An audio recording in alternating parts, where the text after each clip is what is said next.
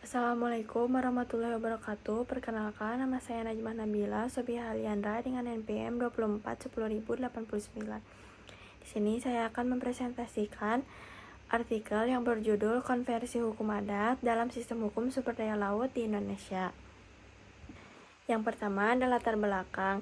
Indonesia sebagai negara kepulauan yang memiliki laut yang sangat luas dan kaya akan sumber daya perikanan. Potensi tersebut merupakan aset penting bagi pembangunan ekonomi dan kesejahteraan masyarakat. Oleh karena itu, negara mengatur pengelolaan sumber daya perikanan melalui berbagai peraturan perundang-undangan yang berlandaskan pasal 33 Undang-Undang Dasar 1945. Namun, dalam pelaksanaannya masih ditemukan berbagai permasalahan, seperti konflik wilayah penangkapan ikan, perbedaan kepentingan antara pemerintah pusat dan daerah, serta belum optimalnya pengelolaan sumber daya perikanan. Kondisi ini menunjukkan perlunya sistem pengelolaan yang lebih efektif dan dengan mengintegrasikan hukum nasional dan kearifan lokal, sehingga pemanfaatan sumber daya laut dapat memberikan manfaat sebesar-besarnya bagi kesejahteraan masyarakat. Selanjutnya ada metode penelitian. Metode penelitian yang digunakan adalah yuridis normatif untuk mengkaji dan menganalisa sinkronisasi dan harmonisasi pengaturan hukum sumber daya laut melalui pendekatan perundang-undangan dan pendekatan konseptual. Selanjutnya ada metode pendekatan yang digunakan adalah pendekatan perundang-undangan yang mengkaji konteks hukum dan sosial serta perubahannya yang tercermin dalam nilai-nilai peraturan perundang-undangan untuk berkaitan dengan objek artikel ilmiah. Selanjutnya ada pendekatan konsep, yaitu penekanan pada unsur-unsur abstrak yang mewakili kelas-kelas fenomena yang juga merujuk pada hal-hal universal yang diabstraksikan pada aspek doktrin atau ajaran atau teori dan asas serta konsep-konsep hukum yang ada kaitannya dengan objek yang diteliti. Selanjutnya ada pendekatan analitis, yaitu menganalisis secara konsepsional mengenai pengertian hukum, asas hukum, kaidah hukum, sistem hukum, dan berbagai konsep yuridis. Selanjutnya ada pembahasan. Pembahasan yang pertama ada hukum sumber daya laut perikanan Indonesia saat ini. Itu bagi Indonesia sebagai negara kepulauan, laut memiliki peran penting sebagai wilayah kedaulatan negara, sumber daya dan ekosistem, media interaksi sosial budaya, serta sumber dan media penyebaran bencana alam. Oleh karena itu, pengelolaan sumber daya laut harus dilakukan secara seimbang dan berkelanjutan. Laut Indonesia dimanfaatkan untuk berbagai kepentingan seperti perikanan, pelayaran, pertambangan, wisata bahari, dan konservasi. Dalam praktiknya, satu ruang laut dapat digunakan untuk beberapa aktivitas sekaligus. Namun, pemanfaatan yang beragam tersebut berpotensi menimbulkan konflik apabila tidak diatur secara terpadu. Dalam pembagian kewenangan, pemerintah pusat memiliki kewenangan di seluruh wilayah laut Indonesia. Sedangkan pemerintah provinsi berwenang mengelola wilayah laut hingga 12 mil. Selanjutnya ada kewenangan otonomi wilayah sebagai alasan konversi, yaitu kewenangan pengelolaan sumber daya laut dan perikanan pada dasarnya merupakan kewenangan pemerintah untuk membentuk dan melaksanakan peraturan yang mengatur pemanfaatan sumber daya laut secara efektif dan berkelanjutan. Namun, pelaksanaannya desentralisasi menimbulkan berbagai permasalahan terkait pembagian kewenangan antara pemerintah pusat dan pemerintah daerah. Pemerintah melalui Kementerian Kelautan dan Perikanan telah berupaya memberikan pemahaman bahwa otonomi kelautan bukanlah pembagian wilayah berdasarkan kedaulatan, melainkan pembagian yurisdiksi pengelolaan. Dengan demikian, batas wilayah laut daerah tidak dapat dimaknai sebagai batas yang mutlak sebagai batas antar negara.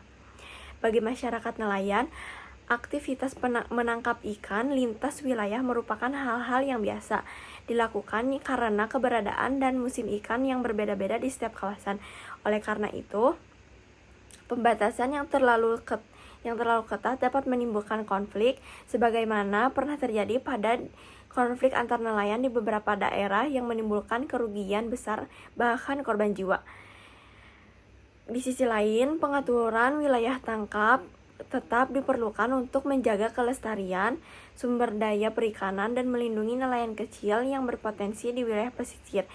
Tanpa pengaturan yang jelas, eksploitasi sumber daya laut dapat berlangsung secara berlebihan dan berpotensi merusak ekosistem yang memicu konflik antar pengguna sumber daya. Sebagai dasar hukum pengelolaan perikanan, Undang-Undang Nomor 9 Tahun 1985 membagi wilayah perikanan Indonesia menjadi 3 bagian, yaitu perairan Indonesia, perairan darat seperti sungai danau, serta zona ekonomi eksklusif Indonesia. Luasnya wilayah perairan di Indonesia memberikan potensi besar bagi sektor perikanan, serta pengelolaannya harus dilakukan secara optimal dan berkelanjutan. Selanjutnya ada prinsip konversi hukum sumber daya laut perikanan. Yang pertama ada pandangan tradisional, yaitu dalam rangka perubahan hukum sumber daya laut perikanan, masyarakat perlu berubah terlebih dahulu, baru kemudian hukum datang untuk mengaturnya. Kedudukan hukum sumber daya laut perikanan dalam pandangan ini adalah sebagai pembenar apa yang telah terjadi, sehingga fungsi hukumnya sebagai fungsi pengabdian. Hukum sumber daya laut perikanan berkembang mengikuti kejadian-kejadian yang terjadi dalam suatu tempat dan selalu berada di belakang peristiwa yang terjadi tersebut. Selanjutnya ada pandangan modern.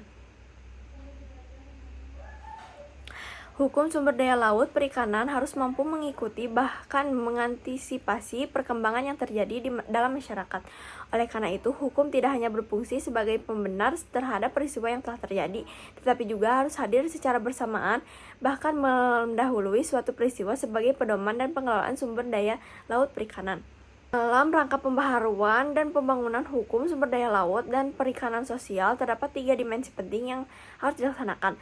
Pertama ada dimensi pemeliharaan, kedua ada dimensi pembaruan, ketiga ada dimensi penciptaan. Selanjutnya ada dimensi konversi hukum sumber daya laut perikanan dan perubahan sosial. Dalam konteks tersebut, hukum sumber daya laut dan perikanan seringkali merupakan akibat dari perubahan sosial yang terjadi. Oleh karena itu, hubungan antara perubahan hukum dan perubahan sosial bersifat timbal balik dan saling mempengaruhi. Keduanya tidak dapat dipisahkan karena berada dalam satu sistem yang saling berinteraksi. Atas dasar itu, hukum sumber daya laut perikanan perlu dipahami sebagai sistem yang terbuka. Hukum tidak boleh bersifat kaku dan tertutup, tetapi harus mampu menyesuaikan diri dengan perkembangan masyarakat. Pendekatan sosiologi hukum yang bersifat empiris perlu ditempatkan berdampingan dengan pendekatan positivisme hukum yang bersifat normatif. Keduanya bukan untuk dipertentangkan, melainkan untuk saling melengkapi dan memahami dan mengembangkan hukum yang sesuai dengan kebutuhan masyarakat Indonesia. Selanjutnya ada hukum adat sasi laut sebagai materi konversi. Selain berfungsi sebagai upaya konservasi, sasi juga mengatur hubungan manusia dengan alam dan hubungan antara anggota masyarakat. Oleh karena itu, sasi tidak hanya bertujuan menjaga kelestarian lingkungan, tetapi juga menciptakan ketertiban sosial dan pemerataan manfaat ekonomi dari sumber daya alam bagi masyarakat setempat. Dalam praktiknya, sasi terbagi menjadi 2 bentuk, yaitu sasi darat dan sasi laut. Sasi laut diterapkan pada kawasan pantai dan laut yang berada dalam wilayah adat atau perturunan desa. Objek yang diatur dalam sasi laut umumnya merupakan sumber daya yang memiliki nilai ekonomi penting seperti ikan, kerang, biola, dan rumput laut, mutiara, dan berbagai hasil laut lainnya. Salah satu contoh yang terkenal adalah sasi terhadap ikan lompa yang dilarang tangkap selama periode tertentu hingga jumlahnya dianggap cukup untuk dipanen. Selanjutnya ada konversi hukum adat sasi laut ke hukum sumber daya laut perikanan nasional, yaitu konversi hukum adat sisi laut ke sistem hukum sumber daya laut perikanan melalui program regulasi nasional. Lembaga yang memegang kekuasaan pembentuk undang-undang tentang pengelolaan sumber daya laut perikanan adalah Dewan Perwakilan Rakyat bersama Presiden. Wewenang Dewan Perwakilan Rakyat atau Presiden membentuk atau menetapkan peraturan perundang-undangan berasal dari wewenang atribus. Wewenang atribusi adalah wewenang yang melekat pada suatu organ pemerintah atau pejabat atas perintah undang-undang. Organ pemerintahan adalah Dewan Perwakilan Rakyat dan Presiden. Pembentukan peraturan perundang-undangan adalah pembuatan peraturan perundang-undangan yang mencakup tahapan perencanaan, penyusunan, pembahasan, pengesahan atau penetapan, dan pengundangan. Selanjutnya ada tahapan pembahasan, yaitu pembahasan RUU pengelolaan sumber daya laut dan perikanan dilakukan oleh DPR bersama Presiden atau Menteri yang ditunjuk. Prosesnya terdiri atas pembicaraan tingkat pertama dan tingkat kedua. Pada tingkat pertama, pembahasannya dilakukan dalam rapat komisi, badan legislasi, panitia khusus, atau alat kelengkapan DPR lainnya. Tahap ini meliputi penyampaian penjelasan RUU, pembahasan daftar inventarisi masalah, serta penyampaiannya pendapat ini dan fraksi dan presiden. Pada tingkat kedua, pembahasan dilaksanakan dalam sidang paripurna DPR untuk menyampaikan laporan hasil pembahasan, pendapat mini fraksi, serta pengambilan keputusan. Jika mufakat tidak tercapai, keputusan diambil melalui suara terbanyak. RUU yang tidak memperoleh persetujuan bersama DPR dan Presiden tidak dapat diajukan kembali pada masa persidangan yang sama. Selanjutnya ada tahap pengesahan, yaitu RUU yang telah disetujui bersama DPR dan Presiden disampaikan oleh pimpinan DPR kepada Presiden paling lama 7 hari sejak persetujuan pertama. Presiden kemudian mewakili waktu paling lama 30 hari untuk menandatangani dan mengesahkannya menjadi undang-undang. Apabila dalam jangka waktu tersebut Presiden tidak menandatangani RUU tersebut, maka RUU tersebut tetap sah menjadi undang-undang dan wajib diundangkan sesuai pasal 20 ayat 5 Undang-Undang Dasar 1945. Selanjutnya ada tahap pengundangan. Pengundangan merupakan penempatan peraturan perundang-undangan ke dalam lembaran negara Republik Indonesia, tambahan lembaran negara, atau berita negara Republik Indonesia. Pengundangan dilakukan oleh menteri yang menyelenggarakan urusan pemerintahan di bidang hukum. Sejak tanggal diundangkan, undang-undang mulai berlaku mempunyai kekuatan hukum mengikat.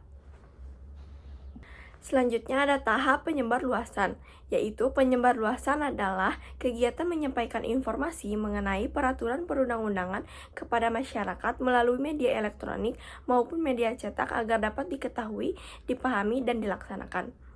Penyebarluasan dilakukan sejak tahap penyusunan prolegnas, penyusunan dan pembahasan RUU, hingga setelah undang-undang diundangkan. Tujuannya adalah memberikan informasi sekaligus memperoleh masukan dari masyarakat dan para pemangku kepentingan. Setelah undang-undang diundangkan, penyebarluasan dilakukan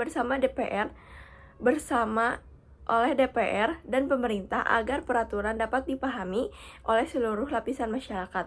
Dengan demikian, keterbukaan informasi, partisipasi publik, dan efektivitas pelaksanaan hukum dapat terjamin. Kesimpulannya, yaitu banyaknya peraturan sektoral menyebabkan tumpang tindih kewenangan dalam pengelolaan sumber daya laut dan perikanan. Karena itu diperlukan pembaharuan hukum melalui pengakuan dan konversi hukum adaptasi ke dalam hukum nasional guna mewujudkan pengelolaan yang terpadu, berkelanjutan, dan mensejahterakan masyarakat.